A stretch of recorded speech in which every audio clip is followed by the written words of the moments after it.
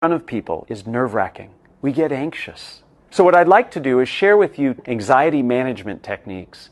The very first technique is to greet your anxiety. When you begin to feel those jitters, you start feeling like, oh no, everybody's going to tell that I'm nervous, and we begin to actually make ourselves more and more nervous. Say to yourself, it makes sense that I'm nervous. And by acknowledging your anxiety, you short-circuit that building of anxiety.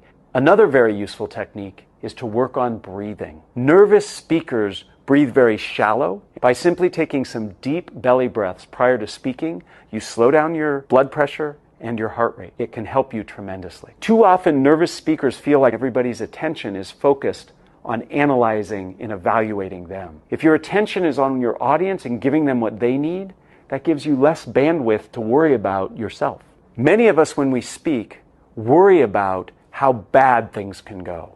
If you expect success, that gives you more of a sense of control and a goal that you will be pleased to try to achieve.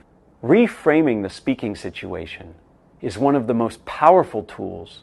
Instead of seeing speaking as a performance, view it as a conversation. First, practice conversationally. Sit around and converse your presentation with somebody. Second, use conversational language. Nervous speakers say things like, one must consider the ramifications. We don't talk that way. They should say things like, you should consider. Third, use questions. Questions are dialogic. Structure is absolutely critical. A wonderful structure to think about is the what, so what, now what structure.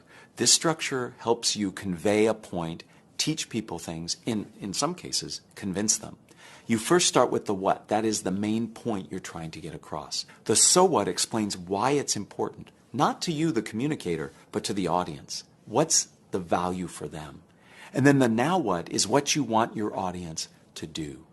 Having that structure helps you formalize your thoughts, package up your information, and it helps you as a communicator to be concise.